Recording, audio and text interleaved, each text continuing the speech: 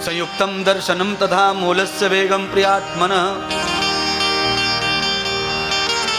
और पाप करने से और पाप करने से और बुराई करने से और छल करने से और षड्यंत्र करने से जीवन बचता नहीं है।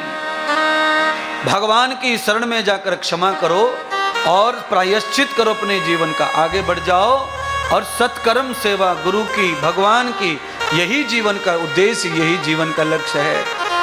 अरे रोजी रोटी कपड़े लत्ते कहाँ अपन नंगे उघाड़े घूम रहे थे।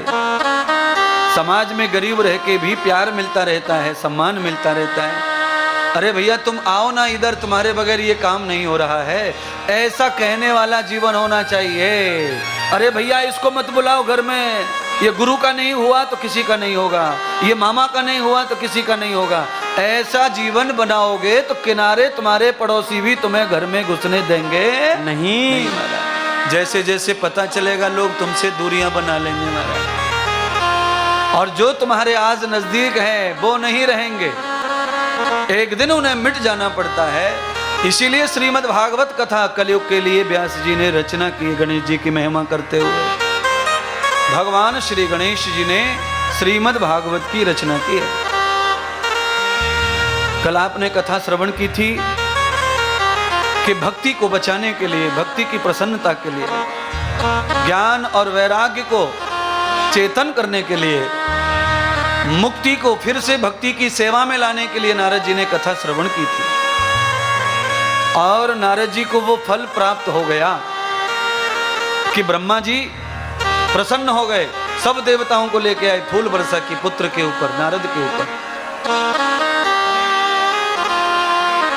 और जिनके ऊपर भगवान पुष्प वृष्टि करते हैं, सृष्टि में उनका कभी खराब होने वाला नहीं है। मेरी इच्छा क्या है, मेरे साथ आप सारे भक्त मंडली मेरी जितनी है, भगवान के जितने चाहने वाले, सब पर ब्रह्मा की कृपा होवे, पुष्प वृष्टि होवे, सब देवता तुम्हारे ऊपर कृपा करें, तुम्हारी बरकत होवे।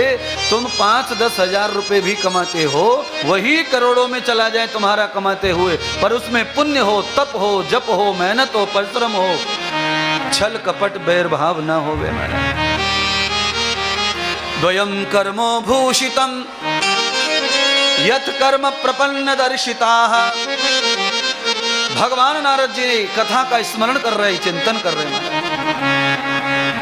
इसको कहते हैं कथाकार। कथाकार असली वही होता है जब भी वो अकेला रहे, कोई न रहे, तो भी वो कथा ही करता रहे, गाता रहे, बजाता रहे, सुनाता रहे।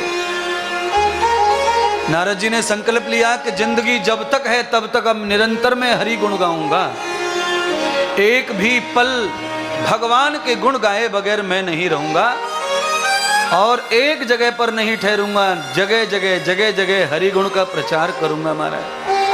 आज नारद जी एक ही कथा श्रवण करके संत सनातन आदि ऋषियों को गुरु मान करके भक्ति का प्रचार करने निकले, तो नारद जी भागवत का साधना, भागवत का तप कर रहे महाराज। नारद जी जंगल में बैठे हैं पेड़ के नीचे और भागवत गा रहे, भागवत सुना रहे हैं। यस्य गम्यम न श्रोता गतेन श्रवणम। नारद जी के सामने कोई श्रोता नहीं बैठा है, कोई जीव नहीं बैठा है, अकेले नारद जी भागवत गुनगुना रहे हैं। कभी कभी आप भी गीत गुनगुनाते हैं ना, कोई सुनने वाला ना हो तब भी गाते हैं कि नहीं? आनंद आता है। जब हम अकेले ही होते हैं, कोई नहीं होता, तब हम कोई गीत गाते हैं तो हम खुद आनंदित होते रहते हैं और हम कई सारी चिंताओं से मुक्त भी हो जाते हैं। तो नारद भी वैसा ही कर रहे हैं महाराज। अकेले नारद बैठे हैं और भागवत की कथा को मेरी तरह जोर जोर से चिल्ला चिल्ला के सुना रहे हैं। कोई है नहीं श्रोता, पर नारद जी किसको सुना रहे हैं? तो नारद जी से सवाल किया जाए तो नारद जी कह रहे हैं कि हम किसी को सुना नहीं रहे, हम खुद का अभ्यास कर रहे हैं, हम खुद के लिए प्रॉपर्टी कमा रहे हैं, धन कमा रहे हैं। जैसे भगवान के नाम को जितनी बार जपा जाता है उतना ही वो हमारे लिए संपन्न संपत्ति हो जाता है, वो हमारा धन बन जाता है। कितनी बार आप बोलिए, भगवान का नाम हम किसी को सुनाने के लिए थोड़ी जपते।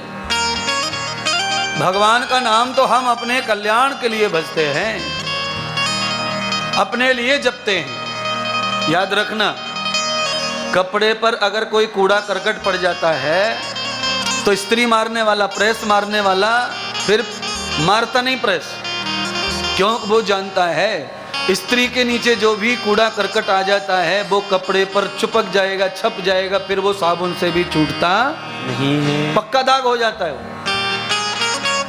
इसलिए स्त्री मारने वाला पहले कपड़े को फटकारता है, कोई उसमें कूड़ा ना हो, मिट्टी ना हो, कोई दाग ना हो, और उसके बाद फिर उसे आंखों से देखता है, फिर हाथ से ऐसे करता है, फिर स्त्री मारता है, फिर प्रेस घुमाता है।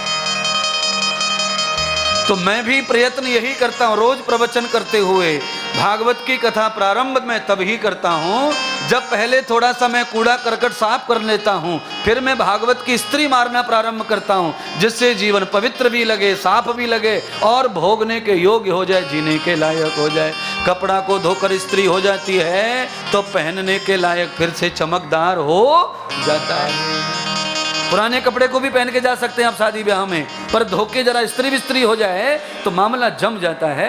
ऐसे ही कुछ गलतियां सुधर जाएं तो जीने का मौका मिल जाता है और समाज में आने का मौका मिल जाता है। भाई साहब, आप कितना भी सता सकते हो किसी एक व्यक्ति को, पर जब समाज तुम्हारे पीछे पड़ेगा तो तुम्हें कहीं दुनिया में छुपने को जगह नहीं मिलेगी। सहस्रम गतेन पुरुषम च सहस्रम हस्तम दुयागति। करोड़ों पैर, करोड़ों हाथ हैं भगवान के, उससे कोई बचने वाला नहीं है। और सुनिए, बचने वाला क्यों नहीं है? क्योंकि भगवान ही है जो ट्रक बन के रोड पे चल रहा है। ये तो हम सोचते हैं ऐसा कि टायर में रबड़ लगी है, लोहा लगा है, इंजन में सिल्वर लगा है, ये तो हमारी बेवकूफी है। पर कैसे समझा जाए? जर्रे जर्रे में झांकी भगवान की, किसी सूझ वाली आंखों ने पहचान की।